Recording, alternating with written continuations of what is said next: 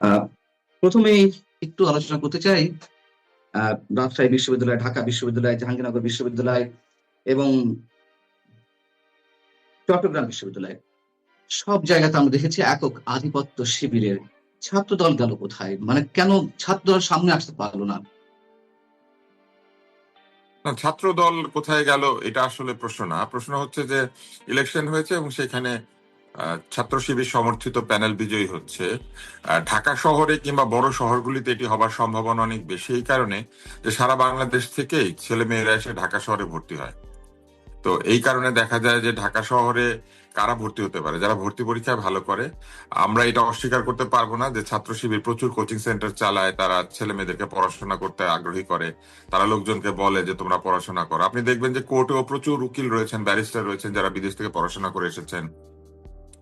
BCS পরীক্ষায় যারা qualify করে তাদের ওইখানেও যদি হিসাব করেন তাহলে দেখবেন যে এরকম অনেক ছেলে মেয়ে আছে যারা এই কাজটি ভালোভাবে করে। কারণ আপনার লক্ষ্য করলে দেখবেন যে এরা আসলে লেখাপড়াকে উৎসাহ দিয়েছে। তো লেখাপড়াকে উৎসাহ দিলে যেটা ঘটেছে, ভালো ভালো শিক্ষা প্রতিষ্ঠানগুলিতে প্রচুর পরিমাণে তাদের সমর্থকরা ভর্তি হতে পেরেছে। আর আরো একটা ব্যাপার হচ্ছে যে প্রচুর সাধারণ সমর্থক রয়েছে যারা উৎপাতের হাত থেকে বাঁচার জন্য এটা করেছে। ছাত্রলীগের ভেতরে একসময় এরাই ছিল, আমরা যত শুনেছি। আবার ছাত্রলীগ নিজেও খুব একটা ভালো দল হিসেবে নিজেদেরকে প্রতিষ্ঠা করতে পারে নাই। গত 15-16 বছরে তাদের যে আচরণ, সেই আচরণ তো আসলে ভালো আচরণ ছিল না। এবং আপনি যদি বলেন তাদের নেতৃত্বের দুর্বলতা ছিল, একটা পর্যায়ে আপনার নিশ্চয়ই মনে আছে ছাত্রলীগের নেতাদেরকে গণভবনে ঢোকা বন্ধ করে দেওয়া হয়েছিল 1-2 বছরের জন্য। তো এরকম অবস্থা তারা ক্ষমতায় থাকতেই তাদের সঙ্গে হয়েছে। তো স্বাভাবিকভাবেই একটা দল যখন ব্যর্থ হয় আরেকটা দল তখন উঠে আসে। আমি এটাকে খারাপ কোনোভাবে দেখি না, বা আমি এটাকে নেতিবাচক দৃষ্টিভঙ্গিতেও দেখি না। ছাত্ররা আজকে একটা দলকে ভোট দিয়েছে, এই দলের আচরণের উপর ভিত্তি করে আবার ভবিষ্যতে ভোট দিবে। এবং আমরা একসময় এরকম জাসদকে জিততে দেখেছি বছরের পর বছর। আমি যখন ঢাকা মেডিকেল কলেজে ভর্তি হই, জাসদের ছেলে মেয়েদের এমন একটা ভাব ছিল যে বাংলাদেশ তাদেরই শাসন করার কথা ছিল, শেখ মুজিবুর রহমান তাদেরকে দিলেন না, এরকম একটা ব্যাপার ছিল তাদের। এমন একটা ভাবভঙ্গি ছিল যে সিরাজুল আলম খান সারা পৃথিবীর রাজনীতি নিয়ন্ত্রণ করেন এবং সিরাজ শিকদার হচ্ছেন পৃথিবীর সেরা বিপ্লবী, চে গেভারার উপরে তাদেরকে নাম দিয়ে রাখতে হবে। তো এইসব জাসদের রাজনীতি আমরা দেখেছি। তো দেখে এখন কি দেখেন বলেন তো? জাসদ বিভিন্ন দলের মধ্যে ভাগ বাটোয়ারার মধ্যে অংশ নেয়, যেখানে হালুয়া পায় এক এক জাসদের নেতা এক এক জায়গায় হালুয়া খেতে গিয়ে হাজির হন। তো এই জন্য আমি মনে করি না যে এই ছাত্র সংসদের রাজনীতি দিয়ে ভবিষ্যতের বাংলাদেশকে বিবেচনা করার যে প্রক্রিয়া, আমি এটাকে মোটো সরলীকৃত করতে চাই না। তবে এটা ঠিক যে বড় বড় বিশ্ববিদ্যালয়গুলিতে তাদের একটা বিজয় হয়েছে এবং এটা খারাপ কিছু না, এটা তো লোকেরা ভোট দিয়েছে। আমাদেরকে আরেকটা জিনিস ভাবতে হবে যে ছাত্র রাজনীতির গতি প্রকৃতি বদলাতে হবে।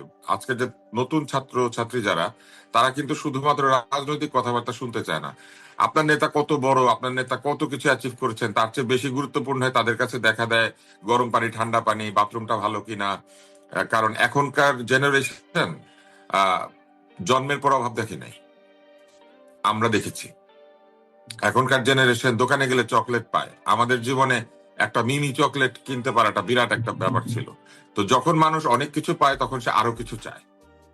তো এই কারণে একটা সময় গণতন্ত্র ছিল না, লোকে গণতন্ত্রের দাবিতে ছাত্ররা আন্দোলন করত। আর এখন ছাত্রদের কাছে অনেক গুরুত্বপূর্ণ হয়ে দেখা দিয়েছে চৌকি, গণরুম, র্যাগিং, গরম পানি ঠান্ডা পানি, কে বই পড়ায়, কে বিনামূল্যে বই দিয়ে যায়, নীলক্ষেতের কপি করা বই কেউ উপহার দেয় কিনা, এরকম নানান কিছু এখন গুরুত্বপূর্ণ দেখা দিয়েছে। সময়ের সাথে সাথে রাজনীতির গতি প্রকৃতি বদলায়।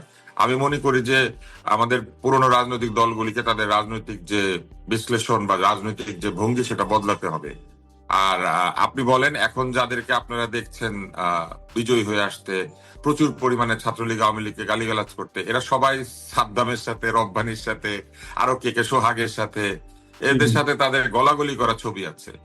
এবং রীতিমতো গলাগলি না, তারা এদেরকে প্রশংসা করেছে, এদের সাথে দাঁড়িয়ে বক্তৃতা দিয়েছে। কেউ কেউ বঙ্গবন্ধুকে পার্সোনালাইজ করে একেবারে আমার বঙ্গবন্ধু করে বক্তৃতা দিয়েছে। তো তা বুঝতেই পারছেন যে এদের আসলে আজকে আছে এখানে, কালকে থাকবে ওইখানে। এদের আদর্শের কোনো জায়গা তৈরি হয় না, আদর্শিক কোনো ভিত্তি তাদের আছে বলে মনে হয় না।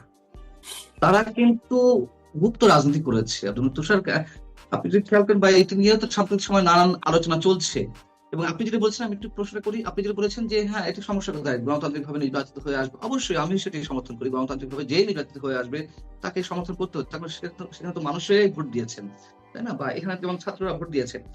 তো কিন্তু যে কথাটি বলছিলাম যে গুপ্ত রাজনীতি যে বিষয়টি সাম্প্রতিক সময়ে আলোচনা হচ্ছে খুব, ইভেন তো ছাত্রলীগের মধ্যে নয়, আওয়ামী লীগের মধ্যে নয়, বিএনপির মধ্যেও গুপ্ত রাজনীতি চলছে জামাত শিবিরে, যেটি কদিন আগে, দুদিন আগে বিএনপি সাবেক শিক্ষা প্রতিমন্ত্রী এহসানুল হক মিলন উল্লেখ করলেন যে একই অবস্থা, যে মিছিল বেরোচ্ছে সব দেখি আমার লোক, কিন্তু এরা তো সব গোপন সদস্য, আমি তো জানতাম বিএনপির লোক। তো এটি কি প্রভাব ফেলতে পারে রাজনীতিতে, মানে আগামী যে নির্বাচন? স্বাধীনতা যুদ্ধের আগে কমিউনিস্টরা এই গুপ্ত রাজনীতি করত। আপনি নিশ্চয়ই জানেন যে আওয়ামী লীগের মধ্যে প্রচুর কমিউনিস্ট ঢুকে তারা আওয়ামী লীগের রাজনীতি করত। তো সেই কৌশলটা বেছে নিয়েছে এখনকার যে নতুন উত্থানের মধ্যে আছে যে দলটি, সেই দলটি বেছে নিয়েছে। তো আমার কাছে এই জিনিসগুলো বেশ মজাই লাগে, বুঝছেন। কমিউনিস্টদেরকে নিয়ে তাদেরকে যদি বলতে বলেন, তারা বলবে কমিউনিস্টরা অবিশ্বাসী, তারা বেঈমান, তাদের কোনো ইমান নাই, কিছু নাই, এসব বলবে। কিন্তু ওই বেঈমানদের পলিসিটা তারা সুন্দরভাবে গ্রহণ করে, এটা আমরা দেখলাম আর কি। তো এখন ধরেন এক একজন এক একভাবে এটাকে দেখবে। আমি মনে করি যে গুপ্ত হয়ে থাকার যে বিষয়টা, এইটা যারা গুপ্ত হয়েছে তাদের চেয়ে বেশি দায় নিতে হবে যারা গুপ্ত হবার জন্য তাদের জন্য গর্ত তৈরি করে দিয়েছে। এসো এসো, আমার বুকে এসো, লুকিয়ে থাকো আমার ভিতরে, এটা তো করেছে। হ্যাঁ, আপনি, আমার মনে হয় যে আওয়ামী লীগের যে অনেক অনুশোচনার কথা বলে না সবাই, আওয়ামী লীগের তো অনেক ধরনের অনুশোচনা করতে হবে, অনেক ভাবে ক্ষমা চাইতে হবে। প্রথমে আওয়ামী লীগের ক্ষমা চাওয়া উচিত নিজের দলের যারা আদর্শিক সমর্থক ছিল, যারা প্রকৃত অর্থে আওয়ামী লীগকে সমর্থন করেছে কিন্তু আওয়ামী লীগের কাছ থেকে কিছু চায়টাই নাই। এদের কাছে প্রথমে পায়ে ধরে মাফ চাওয়া উচিত আওয়ামী লীগের, যে এদেরকে রাজনীতি করতে না দিয়ে এদেরকে চাপিয়ে রেখে তারা এই গুপ্ত গর্ত খুঁড়ে, গর্তের মধ্যে এদেরকে নিয়ে এসে লালন পালন করেছেন। প্রথমে খুঁড়েছেন কুয়া, তারপরে সেইখানে পেলেছেন ব্যাং। এখন ব্যাং যখন লাফ দিয়ে ওখান থেকে বের হয়ে এসেছে তখন তাদের খুব খারাপ লাগছে, বলে এ কেন ব্যাং, কেন ব্যাং? তো আপনি পালবেন ব্যাং আর পাবেন সিংহ, এটা কি হবে নাকি? কিন্তু জাতীয় রাজনীতি, মানে জাতীয় নির্বাচন যেটি হতে যাচ্ছে বা যে তারিখ ঘোষিত রয়েছে, তা নিয়ে নানান ধরনের সন্দেহ সংশয় রয়েছে। তারপরে যে ধরে নিই যে নির্বাচনটি যথাসময়ে হচ্ছে, সেখানে ছাত্র সংসদ নির্বাচনগুলো যে ফলাফল কি প্রভাব ফেলবে। এবং আমি একটু আপনাকে মনে করিয়ে দিই যে দেশে কিন্তু 3 কোটি নতুন ভোটার, এক দশকে 3 কোটি নতুন, মানে 18 থেকে 30 বছর বয়সী ভোটার 3 কোটি। এবং যেহেতু জামাত শিবির সম্পর্কে দেশে একটা সবার না, নিশ্চয়ই সংখ্যাগরিষ্ঠ মানুষের এক ধরনের উন্নাসিকতা বা নানান ধরনের বিতর্কের মধ্য দিয়ে তারা যাচ্ছে, আহ, সেই জায়গায় তাদের প্রতি যে সমর্থন আমরা অন্তত ছাত্র সংসদ নির্বাচন দিতে পারছি, এবং তরুণ ভোটারের কথা বললাম আমি। এবং আপনি যে কারণগুলো উল্লেখ করলেন এই ছাত্র সংসদ নির্বাচনগুলোতে শিবিরের জয়ী হওয়ার পিছনে, তার মধ্যে একটি কারণ হচ্ছে জুলাই যোদ্ধাদের তারা সামনে নিয়ে এসেছে, প্যানেলভুক্ত করেছে, পরিচিত মুখগুলোকে তারা অন্তর্ভুক্ত করেছে। তার মানে জুলাই যে স্পিরিট, সেটি নিয়ে মানুষ এখন বলছে যে মানুষের সঙ্গে প্রতারণা করা হয়েছে, এত কিছু ছিল না তো, মানে জুলাই আন্দোলনের মধ্যে বা গণ অভ্যুত্থানে। এখন এটাকে নিয়ে নানান ধরনের ব্যবসা চলছে। যদি তাই হয় তাহলে তো সেই তরুণ ভোটাররা সেইগুলোর প্রতি এখন আকৃষ্ট আছে। না, আসলে আবারও এইভাবে চিন্তা করলে হবে না। আপনি যদি বাংলাদেশের সমস্ত শিক্ষা প্রতিষ্ঠানে একসাথে নির্বাচন দিয়ে দিতেন তাহলে দেখতেন যে অধিকাংশ শিক্ষা প্রতিষ্ঠানে এরা হেরে যেত। আবার আমি বলি, ধরেন হার্ভার্ডে একটা ইলেকশন হচ্ছে, হার্ভার্ডে সারা পৃথিবীর থেকে ভালো ভালো ছাত্ররা গিয়ে ভর্তি হয়। তো আপনি মনে করেন যে বাংলাদেশের 64টা জেলা আছে, সেই জেলাগুলি থেকে যারা পড়াশোনা করেছে, কোচিং করেছে, এরা বিভিন্ন ইউনিভার্সিটিতে, মেডিকেল কলেজে ভর্তি হয়েছে। ভালো ছাত্রদের মধ্যে শিবির সমর্থকদের পরিমাণ অনেক বেড়েছে, এই কথা অস্বীকার করা যাবে না। এর অনেকগুলি কারণ আছে। এরা তাদের সদস্যদেরকে বৃত্তি দেয়, থাকার ব্যবস্থা করে দেয়, নানান রকম সুবিধাদি দেয়। এই অনেক কিছু মিলিয়ে এই ঘটনাটা ঘটেছে, এটা তো একদিনে হয় না। এখন অন্য যারা রাজনীতি করেছেন, আপনারা মানুষের সাধারণ আহ, প্রয়োজনের দিকে মনোযোগী না হয়ে আপনারা মনোযোগী হয়েছেন কে আপনার পিছনে দাঁড়িয়ে বড় বড় করে লম্বা করে স্লোগান দিবে, বুঝছেন, শেষ হয় না। আমি দেখেছি তো এই আহ, পুরনো রাজনীতিতে যারা দাখিল হতেন, মানে লম্বা করে স্লোগান শুরু হয়, স্লোগানটা শেষ হয় না, ও চলতে থাকে, এরকম একটা শব্দ আপনি শুনতে পাবেন, কি বলছে শুনতে পাবেন না, 1 মিনিট ধরে করতে করতে স্লোগান দেয়। তো এই এই রাজনীতির থেকে তাদেরকে বের হইতে হবে, বুঝছেন। তো এইটার থেকে তারা বের হয় না। মনে হবে যে আমি মক করছি, আমি মক করছি না, আসলে এইটা হচ্ছে বাস্তবতা। এইবার আসেন, আমি আপনাকে এইটা বলি যে সামনে 3 কোটি নতুন ভোটার, 3 কোটি নতুন ভোটারের আহ সবাই ভোট দিতে আসবেন না, প্রথমে এটা আমাদেরকে চিন্তা করতে হবে। দ্বিতীয়ত, আহ এই নতুন ভোটারদের মধ্যে একইভাবে ডিস্ট্রিবিউশন আছে। আওয়ামী লীগ সমর্থক, বিএনপি সমর্থক, এবং অন্যান্য জামাত ইসলামের সমর্থক, অন্যান্য দলের সমর্থক। ফলে এখানে একটা ভাগাভাগি হবে। এখন যদি কেউ মনে করে যে ছাত্র সংসদের নির্বাচনের মতোই এরকম জায়গাতে গিয়ে তরুণরা সব ওইদিকে ভোট দিয়ে দিতে পারে, দিলে এটা আমরা কোনো অস্বীকার করতে পারবো না। যদি তারা দেয় এবং এই কারণে বিজয়ী হয়ে একটি জোট ক্ষমতায় চলে আসে এবং তারা যদি ক্ষমতাটা পায়, গণতান্ত্রিক ভাবে তারা ক্ষমতা পাবে। কিন্তু ভোটারদেরকে মনে রাখতে হবে যে ভোটের যে পরিণতি এবং ভোটের যে ফলাফল, সেই ফলাফল তো নির্বাচনের পরের দিন হবে না, এটা দীর্ঘমেয়াদী ফলাফল আছে। ফলে যেমন বীজ করবে বপন, তেমন গাছ হইবে আপন। তো আপনি বৃক্ষ বপন করেছেন যেরকম, সেরকম আসবে। আপনি যদি এখন আহ এমন বৃক্ষ বপন করেন যে বৃক্ষ আপনার ফল আপনার কাজে আসবে না, তা আসবে না, বা আসলে আসবে। এই জন্য জনতা ভুলের মধ্যে দিয়ে এবং ঠিকের মধ্যে দিয়ে শিখে, কোনটা ঠিক কোনটা ভুল এটা তাদের কাজের মধ্যে দিয়ে তারা বুঝতে পারবে। তবে আহ একটা প্রচলিত সেইং আছে, এটা সক্রেটিস থেকে শুরু করে একেবারে আজকের দিন পর্যন্ত, এটা একটা ইউনিভার্সাল ট্রুথ। সেটা হচ্ছে যে জনগণের মান, শিক্ষা, সংস্কৃতি, চিন্তা, চেতনা, রাজনৈতিক মান যেমন, সে তার মতো লোকদেরই তাদের নেতা বেছে নেয়, তার মতো শাসনই সে পায়। এমনকি আমাদের ধর্মগ্রন্থে পর্যন্ত এরকম আছে যে যারা নিজের অত্যাচারী জনগোষ্ঠী আর কি, তাদের নেতা হয় তার চেয়ে বড় অত্যাচারী একটা লোক। তাদের উপরে আল্লাহ তার চেয়ে অত্যাচারী একটাকে বসিয়ে দেন, যাতে করে এরা অত্যাচারের মধ্যেই থাকে। তা আমরা যে এত বছর ধরে অত্যাচারের মধ্যে ছিলাম এবং সামনেও যদি থাকি, এই দায় আমরা এড়াতে পারবো না, কারণ আমরা নিজেরা এরকম বলে আমাদের উপরে এরকম এরা এসে বসে। আপনি তো একটা হাতির পালের মধ্যে আপনি একটা ঘোড়াকে নেতা হতে দেখবেন না, কিংবা আপনি একটা তিমি মাছের যে বড় ফ্যামিলি, সেই ফ্যামিলির মধ্যে আপনি নিশ্চয়ই চিংড়ি মাছকে গিয়ে নেতা হইতে দেখবেন না। তো চিংড়ির ফ্যামিলিতে চিংড়ি নেতা হবে, তিমির ফ্যামিলিতে তিমি। তো আমরা যদি হয়ে যাই পোকামাকড়ের মতো মস্তিষ্কের লোকজন, তাহলে আমাদেরকে শাসন করবে বড় পোকাটা। তো এটাই তো হবে, এটাই স্বাভাবিক। ফলে কে পোকা আর কে হাতি, এটা নির্বাচনের মধ্যে দিয়ে বের হয়ে আসবে, ভবিষ্যৎ উত্তর দেবে। আমি শুধু এতটুকুই বলবো যে কালেকটিভ মিস্টেকের দায় দেখা যায় যে মিস্টেক করে না তাকেও নিতে হয়। কালেকটিভ মিস্টেক হচ্ছে এরকম যে জনগণের একটা অংশ যদি ভুল করে, তাহলে যারা ভুলটা করে নাই তাদেরকেও সে অত্যাচারের মধ্যে ঢুকতে হয়।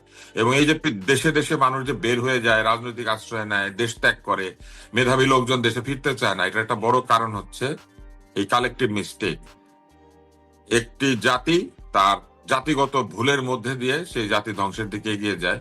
আমাদের ভবিতব্যে যদি ধ্বংস থাকে, সেই ধ্বংসের বিরুদ্ধে হয়তো আমরা কথা বলতে পারবো, কিন্তু সেই ধ্বংসকে ঠেকিয়ে রাখতে গেলে আমরা যদি কাজ না করি, তাহলে এই ধ্বংসকে ঠেকিয়ে রাখা আমাদের পক্ষে সম্ভব না, এবং আমাদের অনিবার্য পরিণতি হবে আমাদের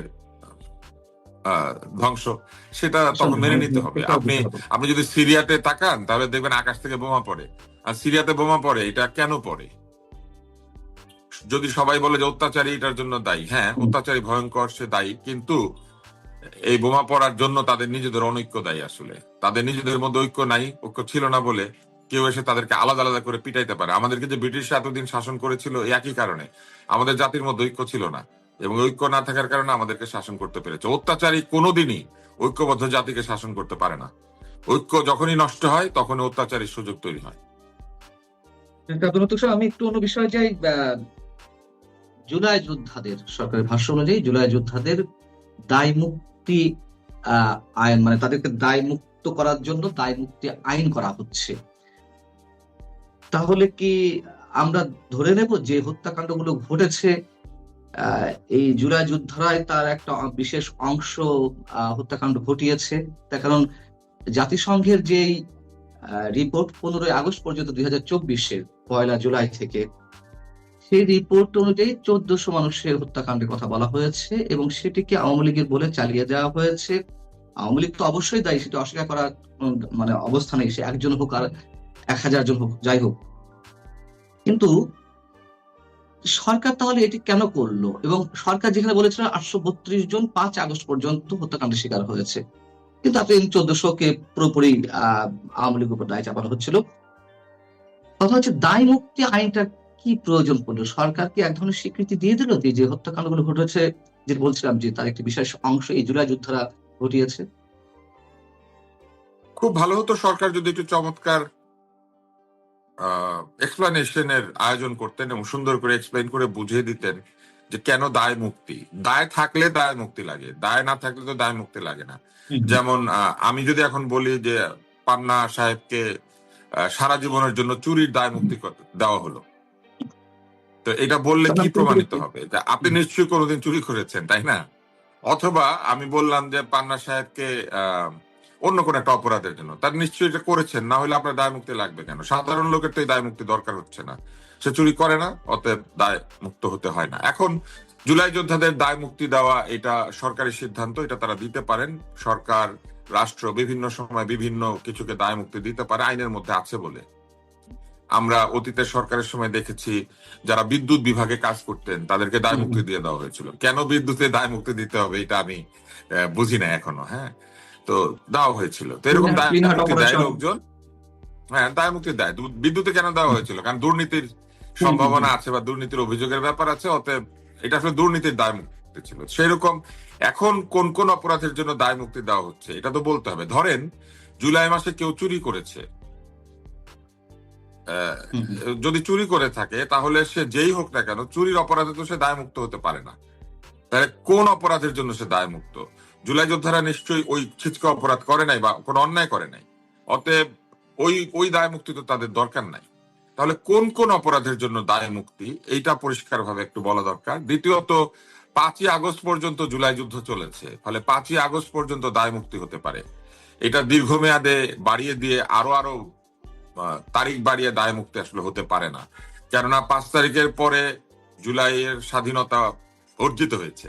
তাহলে জুলাইয়ের যে স্বাধীনতা অর্জনের পরে তারপরে যদি কেউ মনে করেন ব্যক্তিগত ক্ষোভের কারণে কাউকে গিয়ে চর মেরে থাকে, সেটা তো দায় মুক্তি হতে পারে না। আপনি তো যুদ্ধ করেছেন বলে কাউকে চর মারার স্বাধীনতা পান নাই, তাই না?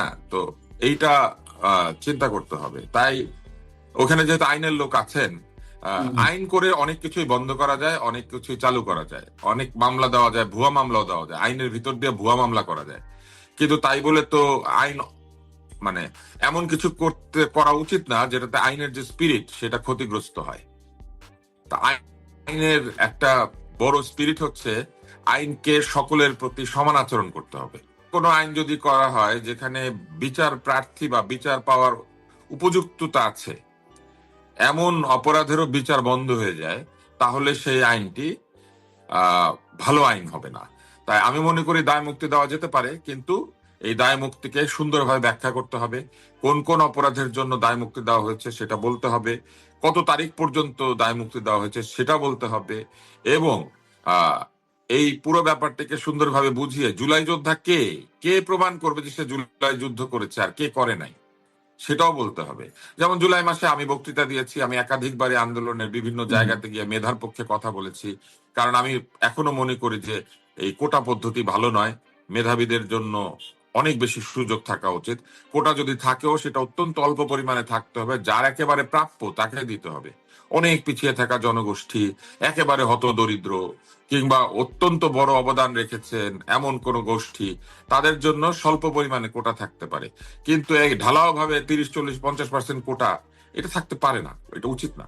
তো এটা আমি এখনো বলি যে মেধার পক্ষে আমার অবস্থান, কিন্তু সেই অবস্থানের কারণে এখন তো কোটাময় বাংলাদেশ, এখন তো কোটাই কোটা, এখন তো কোটাই কোটা। তো যাই হোক, এখন যে আপনি মানে বাংলাদেশ কোটায় কোটায় টেরা কোটায় পরিণত হয়েছে। হ্যাঁ, তো এখন যে অবস্থাটা, যেখানে আমি মনে করি আমিও তো তাহলে জুলাই যোদ্ধা, তো দু একটা লোককে যদি চট্টর মেরে নিতাম ভালোই তো করতাম, অপরাধের কোনো অন্যায় হতো না।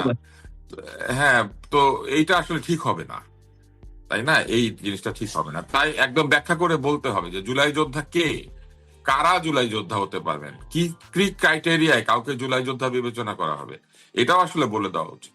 আমি মনে করি যে এইসব অস্বচ্ছতা থাকার কারণে এত প্রশ্ন উঠছে। কিন্তু ইন্ডেমনিটি দেওয়া যেতে পারে। আমরা তো অতীতে দেখেছি ইন্ডেমনিটি চিরস্থায়ী কোনো বিষয় নয়। ইন্ডেমনিটি দেওয়া হয়, ইন্ডেমনিটি আবার প্রত্যাহার করা হয়, ইন্ডেমনিটি তুলে নেওয়া হয়, ইন্ডেমনিটি আবার দেওয়া হয়। ইন্ডেমনিটি জিনিসটাই কি জানেন? আইনের শাসনের বিপরীত। আইনের মতো চলবে। আপনি অন্যায় করার যদি কোনো আপনি করে থাকেন, আইন বিচার করে আপনাকে বলে দিবে সেটা অন্যায় ছিল না, বিচারকরা বলে দিবেন। আপনি তো বিচারককে আগে থেকে বাধ্য করে দিচ্ছেন যে উনি বিচারই করতে পারবেন না। তো আমি মনে করি ইন্ডেমনিটি জিনিসটাই আসলে এক ধরনের অধিকার বিরোধী ব্যাপার, কিন্তু তাতে করে কিছু আসে যায় না। এটা আমার ব্যক্তিগত মতামত, কিন্তু ইন্ডেমনিটি দেওয়া যেতে পারে। সরকার চাইলে যে কাউকে যে কোনো কারণে ইন্ডেমনিটি দিতে পারেন, দেন, কোনো অসুবিধা নেই। দিতে পারে, কিন্তু তাতে লাভের লাভ কি আখেরে গিয়ে কিছু হয়? বঙ্গবন্ধু হত্যাকাণ্ডের সময়ও তো ইন্ডিমিটি দেওয়া হয়েছিল। 21 বছর পর সে হত্যাকাণ্ডের বিচার হলো, কার্যকর হলো আরো সম্ভবত আরো 12 বছর, মানে 27 বছর পরে। তো এইটা অনেকটা হেলমেটের মতো, এইটা অনেকটা হেলমেটের মতো। আপনি একটা হেলমেট পরিয়ে দিলে আপনার কেউ চিনলো না, হঠাৎ হেলমেটটা খুলে গেলে আবার যে যে আপনি সে আপনি হয়ে গেলেন আর কি।